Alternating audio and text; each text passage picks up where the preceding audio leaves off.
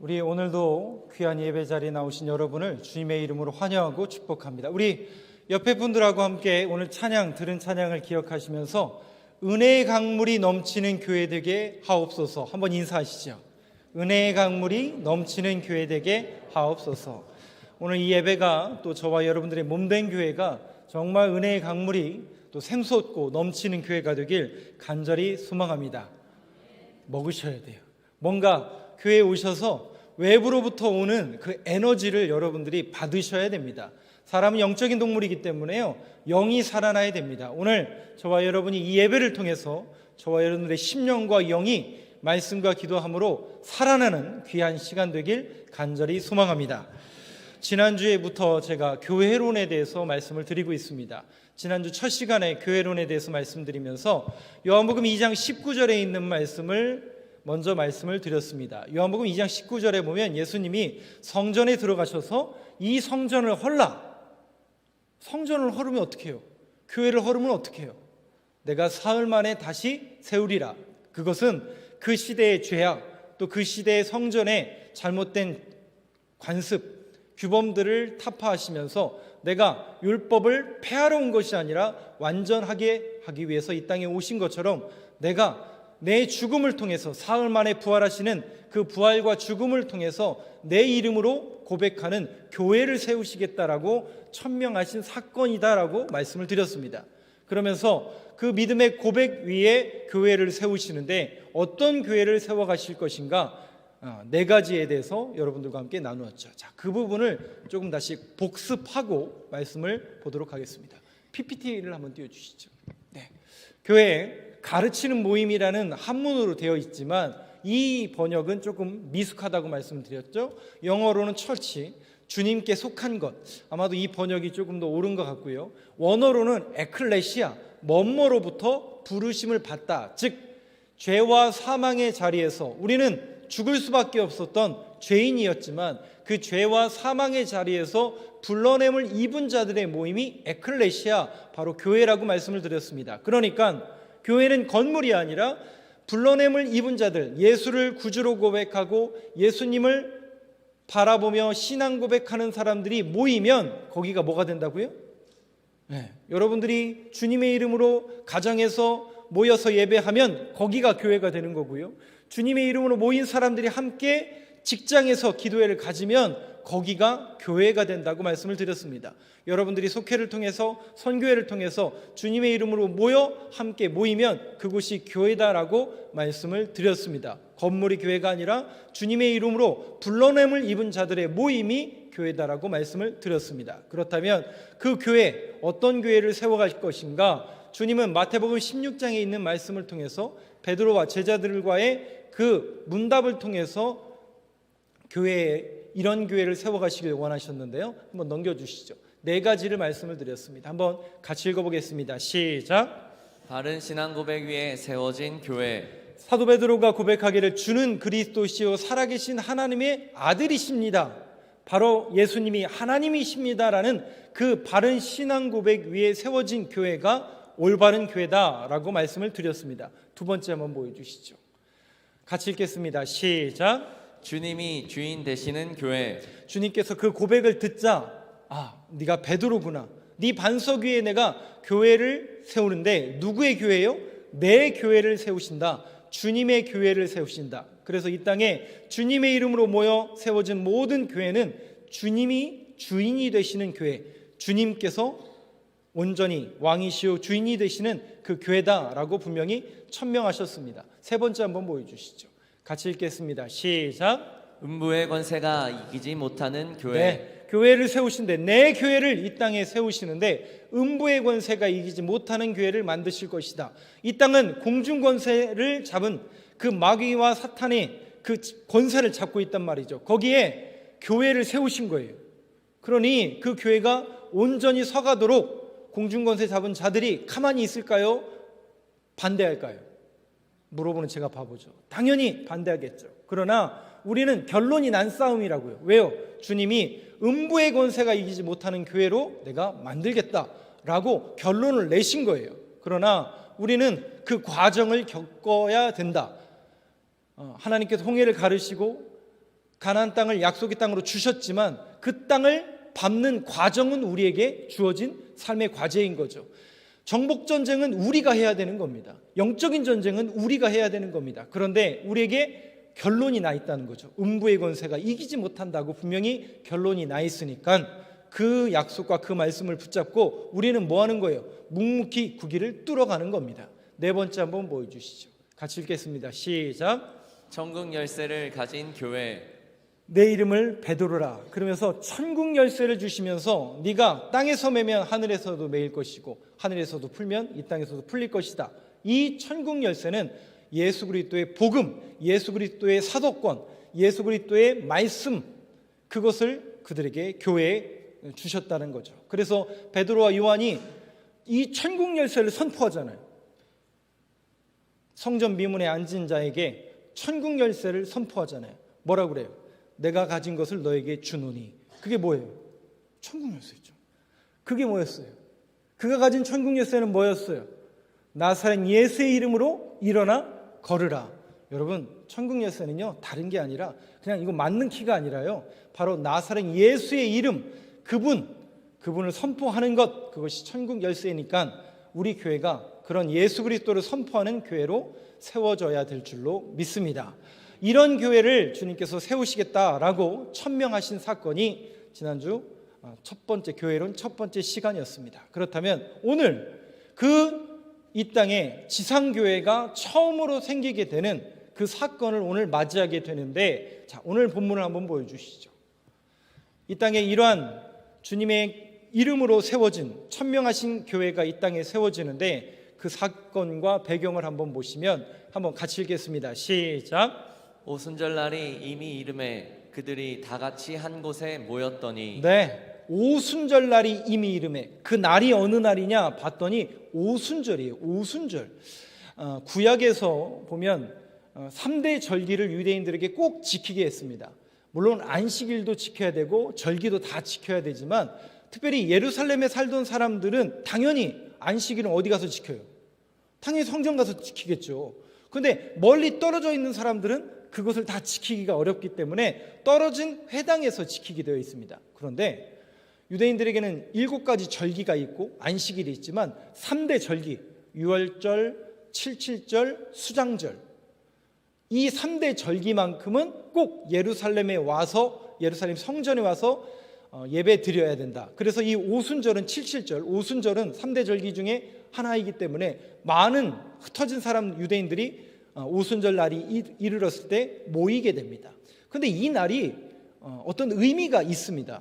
유대인들에게는 어떤 의미가 있냐면 유대인들의 그 절기 중에 유월절이 있죠. 유월절은 유대력으로, 우리 달력이 아니라 유대력으로 1월 14일입니다.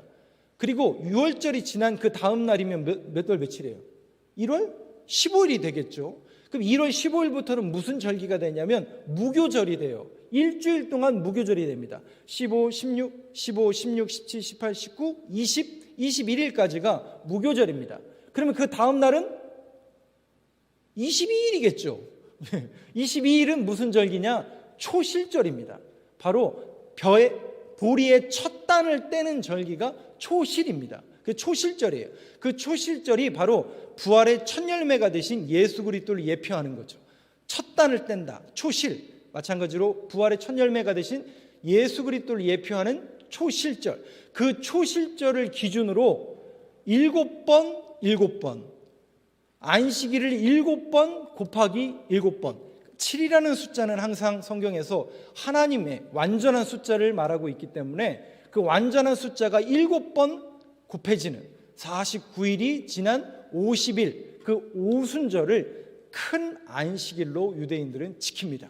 그래서 이 칠칠절을 지켜라라는 그 명령이 신명기에 나오는데요. 그 말씀 한번 띄워주시죠. 한번 같이 읽겠습니다. 시작. 7주를 셀지니 곡식의 낫을 대는 날부터 7주를 세어 내 하나님 여호와 앞에 칠칠절을 지키되. 네, 칠칠절 몇 곱하기 몇이라고요? 네, 77에 49 다음 50일 날 되는 것이 오순절 칠칠절이라고 합니다. 그러니까 오늘 사도행전의 오순절은 같은 칠칠절과 같은 날인 거죠. 그날 큰 안식일인데 유대인들의 입장에서는 그날 무슨 일이 벌어졌느냐 넘겨주시죠. 오순절날이 이미 이름에 그들이 다 같이 한 곳에 모였더니, 사도행전 1장에 보면 주님께서 40일 동안 부활하신 이후에 40일 동안 제자들과 함께 하시다가 승천하시죠. 감람산 꼭대기에서 승천하시면서 뭐라고 명령하시냐면, 오직 성령이 너에게 임하면 너희가 온 유대와 사마리아와 땅끝까지 이르러 내 증인이 되리라. 그러면서 너희들이 모여서 성령을 기다리라고 명령하십니다. 그래서 그들은 한 곳에 모이기 시작합니다. 이 모인 곳이 어디죠? 여러분 잘 아시는 마가의 다락방에 모이게 됩니다. 마가의 다락방에 모여서 그들은 계속 끊임없이 뭐 한 거냐면 모여서 기도한 거예요. 뭘 기도하냐면 성령이 우리에게 임하길 기도한 겁니다. 그런데 그렇게 기도하다가 오순절 날이 이르니, 넘겨주시죠. 2절 말씀. 그렇게 마가의 다락방에 모여서 성령의 임재를, 성령이 임하기를 기도했는데 오순절 날이 됐을 때 성령이 임해요. 그 말씀을 한번 보시면 2절 말씀 같이 보겠습니다. 시작. 호련히 하늘로부터 급하고 강한 바람 같은 소리가 있어 그들이 앉은 온 집에 가득하며. 여러분 말씀을 한번 잘 보세요. 저를 잘 보지 마시고 말씀을 한번 잘 보세요. 왜 제가 말씀을 잘 보라고 하는지 여러분들 이해를 하셔야 됩니다. 호련히 하늘로부터 뭐가 있어요? 바람이 있어요? 소리가 있어요? 정확하게 그냥 제가 잘못 쓴 게 아니죠. 급하고 강한 바람 같은 소리입니다. 여러분 오해하지 마세요. 우리는 급하고 강한 바람이 불었다라고 대부분 이렇게 알고 계신데, 잘 보시면 바람 같은 소리가 있었던 거예요. 소리가 그들이 앉은 온 집에 가득하며. 이제 여러분 이제 바람이 아니라 그게 바람 같은 소리였구나. 여러분 정확히 아셔야 됩니다. 그러면 그 소리는 무슨 소리였을까? 성경의 소리는 전부 어떤 것을 지칭하고 어떤 것을 의미하는데, 그 성경에, 구약 성경에 보면 그 소리가 있죠. 한번 넘겨주시죠. 열왕기상 19장 12절 말씀인데요, 이 말씀의 배경을 한번 먼저 설명해 드릴게요. 엘리야라는 사람이 있었죠. 아합 시대에 엘리야라는 사람이 있었고, 엘리야가 850명이나 되는 바알과 아세라, 즉 이방 선지자들과 뭐예요? 무클라카라고 하는 갈멜산 꼭대기에 올라가서 싸움을 하죠. 영적인 전쟁을 하죠. 일대 850명입니다. 그래서 불이 누구에게 임해요? 850명에게 임합니까? 한 명에게 임합니까? 850명은요 낮부터 진짜 난리 법석입니다. 몸을 자해하고 자신들의 신, 850명이나 되는 사람들이 자신들의 신이 임하길, 우리로 말하면 무당 굿짓을 한 거예요. 근데 거기에 아무런 일이 일어나지 않아요. 그런데 엘리야가 하나님 앞에 간구했을 때 불이 임하게 됩니다. 놀라운 일이 벌어진 거죠. 그랬더니 거기에 있던 이스라엘 백성들이 찬송하면서 하나님을 찬송하죠. 그때 엘리야가 이 기회를 놓치지 않죠. 야, 하나님을 믿고 하나님을 찬송하는 너희여, 저 이방 선지자들 다 죽여라 라고 하니까 그들이 감동받아가지고 다 그들을 죽였죠. 놀라운 하나님의 역사가 일어났고, 그런 이방인들을, 이방을 섬기는 선지자들을 다 죽였는데, 문제는 뭐냐? 그 감동과 감격이 남아 있어요? 아직도 모자라요? 여러분, 이런 놀라운 일이 일어나면 우리도 이런 은혜를 받고 이런 놀라운 것을, 역사함을 경험하게 되면 막 우리도 감동에 막 이렇게 젖잖아요. 근데 여러분 보세요. 바로 이어지는 사건이 뭐냐면, 아합의 부인이 이세벨이었는데, 그 이세벨이 뭐라고 이야기하냐면, 너 내가 죽이겠다. 내일까지 네 생명이 남아있으면 내 이름을 지우겠다 할 정도로 너를 필히 죽이겠다고 하면서 자신의 병사들을 동원해서 엘리야를 찾아 병사를 동원하니, 엘리야가 어떻게 돼요? 좀 전까지 850명하고 싸워서 기세등등했던 엘리야가 도망갑니다. 도망가면서 광야에 쓰러지면서 뭐라고 얘기해요? 내가 열심히 특심이었는데 하나님, 이게 무슨 일입니까? 내가 하나님을 위해서 저 선지자들을 죽였지, 내 개인적인 영광과 영화를 누리기 위해서 이러한 일을 벌였습니까? 하나님, 나에게 왜 이러십니까? 라고 하면서 죽기를 간청합니다. 너무나 놀라운 모습이죠. 조금 전까지 기세등등하던 엘리야가 이세벨이 죽이겠다고 하니까 완전히 넉다운이 된 거예요. 자존감은 땅에 떨어지고, 우리로 말하면 실족하고 시험든 거죠. 그때 엘리야에게 하나님께서 까마귀를 통해서 떡과 물을 먹이시고 그에게 힘을 주셔서 어느 산으로 인도하시죠? 호렙산으로 인도하십니다. 호렙산으로 인도하셔서 바람, 지진, 불을 보여주세요. 근데 그 바람이 모든 것을 삼킬 것 같은 바람이었어요. 근데 거기에 아무런 소리가 나지 않아요. 바람이 일고 지진이 일어나요. 천지가 개벽할 지진이 일어나지만 거기에 아무런 소리가 없어요. 오늘 12절, 열왕기상 19장 12절 한번 같이 읽어보겠습니다. 시작. 또 지진 후에 불이 있으니 불 가운데도 여호와께서 계시지 아니하더니 불 후에 세미한 소리가 있는지라. 지진이 일어나고 바람이 불고 모든 것을 삼킬 것 같은 불이 있었지만 거기에 아무런 소리가 없었어요. 그런데 잠시 후에 조용해지더니 세미한 소리가 있는지라. 다시요. 잠시 후 조용해지더니 세미한 소리가 있는지라. 콜 디마마 다카라는 히브리어입니다. 그런데 이 세미한 소리가 있었죠. 어디에서요? 바로 그 자리에. 거기가 어디예요? 호렙산. 호렙산은 신의 산이에요. 신의 산에서 세미한 소리를 들었던 첫 번째 인물이 누구였죠? 모세입니다. 왜 그런 줄 아세요? 하나님이 모세를 신의 산으로 부르시죠. 그리고 그에게 뭘 줘요? 직접 새기신 돌판에 말씀을 주시죠. 그러면 여러분 생각해 보세요. 석공이 돌판에 돌을 쪼이면 무슨 소리가 나요?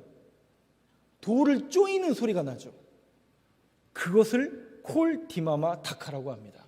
그러면 오늘 세미한 소리를 들은 사람이 누구라고요? 엘리야가 들은 세미한 소리는 콜 디마마 다카예요. 석공이 돌을 쪼는 소리를 또 들은 거예요. 그러면 이것을 뭘 의미할까요? 네가 나를, 하나님을 바람으로 증명하고자 하느냐? 불로 증명하고자 하느냐? 지진으로 증명하고자 하느냐? 여러분, 우리도 그렇잖아요. 여러분들은 능력이 많으신 하나님을 원하십니까? 능력이 적으신 하나님을 원하십니까? 라고 물으면 제가 바보죠.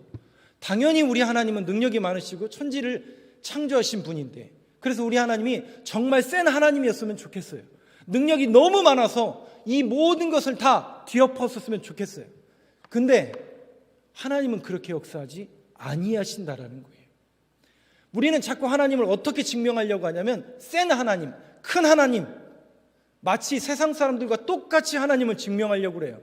마치 돈 많은 사람처럼, 마치 세상적인 가치로 하나님을 증명하려고 그래요.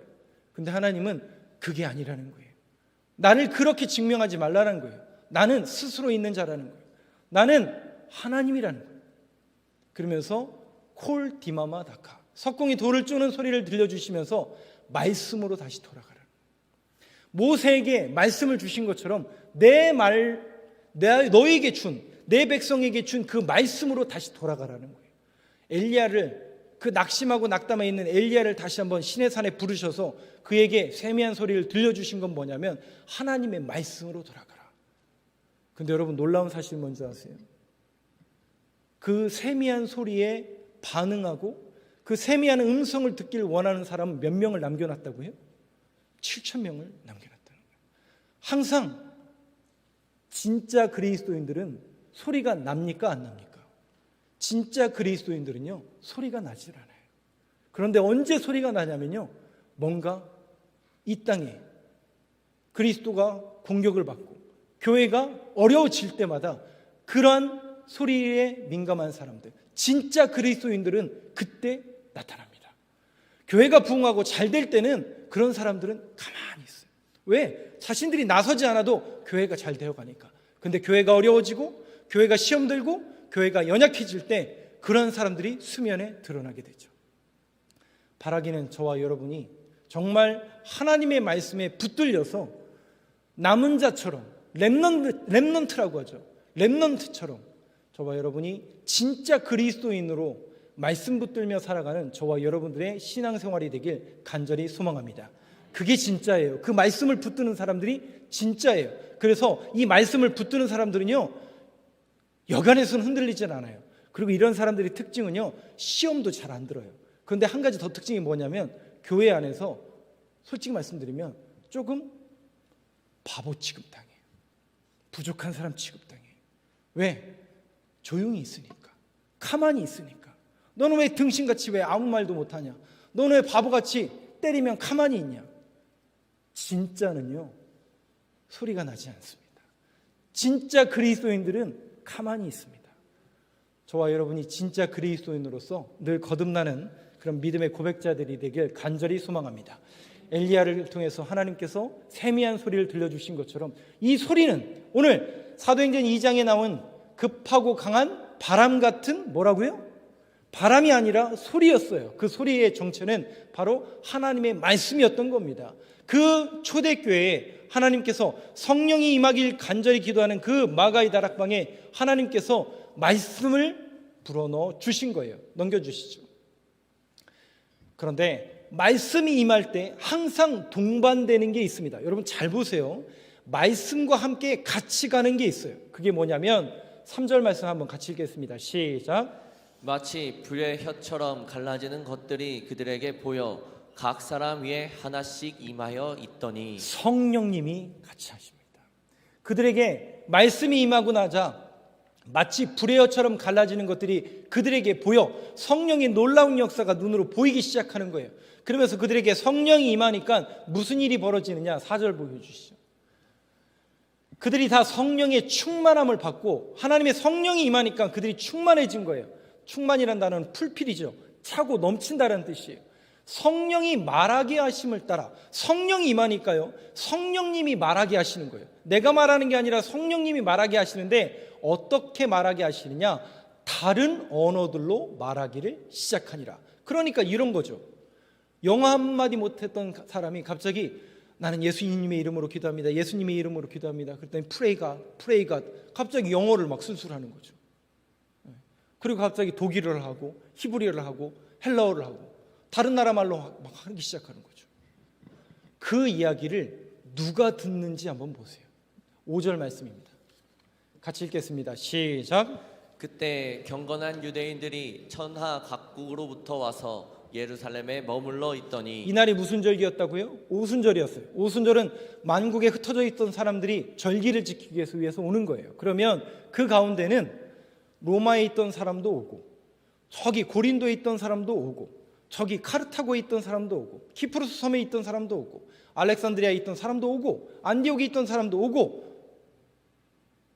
각국에 흩어져 있다가 온 거예요. 그런데 마가의 다락방 옆에 놀라운 성령이 임한, 말씀이 임하고 성령이 충만해지니까 그들이 소리쳐 외치니까 그 소리가 바깥으로 새나가는 거예요. 그 소리를 듣는데 다른 언어로 얘기하는 거예요. 놀랍게도 구브로 섬에서 온 사람 입장에서 구브로 말이 거기에서 들리기 시작하는 거예요. 알렉산드리아에 있는 사람이 알렉산드리아 말이 거기에서 들리기 시작하는 거예요. 로마에서 온 사람의 입장에서는 로마 말이 거기서 들리기 시작한 거예요. 그러면서 이게 무슨 일이냐? 6절 말씀 보여주시죠. 같이 읽겠습니다. 시작. 이 소리가 나매 큰 무리가 모여 각각 자기의 방언으로 제자들이 말하는 것을 듣고 소동하여. 난리가 난 거죠. 난리가 난 거죠. 말씀이 임하고 성령이 임하니까 다른 언어로 그들이 말하기 시작하니까 그 소리를 듣는 사람들이 난리가 난 거예요. 난리법석이 된 거예요. 근데 왜 난리법석이 일어나느냐면 7절 한번 보세요. 다 놀라 신기하게 여겼대요. 뭘 신기하게 여겼냐면 그 마가의 다락방에 모인 사람들 가운데는 물론 세리, 마태, 또 뭐 요한, 마가 이런 사람들은 물론 어찌 보면 지배계층에 있었던 사람이었고 소위 그 시대에 잘 먹고 잘 사는 사람이었기 때문에 교육을 받았기 때문에 아마 그렇게 말할 수 있어요. 다른 나라 말을 할 수 있지만 대부분 그 마가의 다락방에 모인 사람들의 주체는 어느 동네 사람이에요? 갈릴리 사람이거든요. 이 말하는 사람들이 다 갈릴리 사람들이 아니냐? 거기 주로 모여있는 사람들이 갈릴리 사람들이 아니냐? 죄송해요. 제가 지역 차별을 얘기하는 게 아니라 성경에 보니까 지역을 차별하고 있어요. 이 이야기는 뭐냐면 갈릴리에서 뭔 선한 게 있냐? 나사렛에서 무슨 선한 게 있냐? 거기는 촌동네 아니냐? 그 동네 사람들은 다 어부 아니냐? 뭐 배운 게 있느냐? 그런데 갑자기 왜 다른 나라 말을 하느냐? 소동이 나기 시작한 거예요. 이거를 신기하게 그들이 여기기 시작했습니다. 언어가 들려지기 시작한 거예요. 언어로 소통이 이루어진 겁니다. 그런데 여러분, 이 장면은 놀랍게도 창세기 11장에 있는 한 사건을 예표하는 그림이 바로 오늘 사도행전 2장 7절을 통해서 이루어집니다. 그 장면을 한번 보시죠. 창세기 11장 19절 한번 같이 읽겠습니다. 시작. 그러므로 그 이름을 바벨이라 하니 이는 여호와께서 거기서 온 땅의 언어를 혼잡하게 하셨음이니라. 여호와께서 거기서 그들을 지면에 흩으셨더라. 네, 그래요. 우리 창세기에 보면 그들이 바벨탑 사건이죠. 무슨 사건입니까? 우리가 홍수를 면하자, 우리가 만든 이 발명품 벽돌로 쌓아서 저 하늘에다 홍수를 면하자, 하나님이 그것을 보시고 뭐라고 해요? 야, 인간을 지으신 것을 한탄하시면서 생각하는 것마다 온통 죄악밖에 없구나. 그 사건을 뭐라고 말씀하시냐면, 그러므로 그 이름을 뭐라고요? 바벨이라 하니, 바벨이라는 단어가요 원래 뒤죽박죽이란 뜻이에요. 혼잡스럽게 만들다는 뜻이에요. 바벨이라 하니 이는 여호와께서 거기서 온 땅의 언어를 어떻게 하셨다고요? 언어를 흩으신 거예요. 언어를 혼잡하게 만드신 거예요. 언어를 혼잡하게 만드시니까 일하던 사람들이 갑자기 말이 소통이 안 되니까 흩어지기 시작하는 거예요. 여호와께서 거기서 그들을 언어를 혼잡하게 만드셔서 지면에 흩으신 거예요. 우리의 죄악으로 인해서, 인간의 죄악으로 인해서 결국 혼잡하게 되고 언어가, 소통이 끊긴 거예요. 그런데 이 끊겼던 소통이 하나로 했어요. 언어가 통일됐어요. 언어가 해결이 됐어요. 알아듣기 시작했어요. 지면에 흩어졌던 사람들이 모이기 시작했어요. 어디로요? 예루살렘으로. 사도행전 2장 7절에 있는 이 말씀은 바로 하나님께서 흩으셨던 그들을 다시 모으신 사건이에요. 하나님의 몸된 교회를 통해서, 초대교회를 통해서 하나님의 말씀이 임하고 성령이 임하니까 흩어졌던 그 사람들이 다시 모이기 시작한 거예요. 여러분 잘 보세요. 교회는 모이는 곳입니다. 죄악된 사람들이, 불러냄을 입은 자들이 모여서 하나님을 찬송하고 하나님의 말씀을 듣고 하나님의 성령의 임하심을 간구하며 하나님 앞에 모이는 곳이 교회입니다.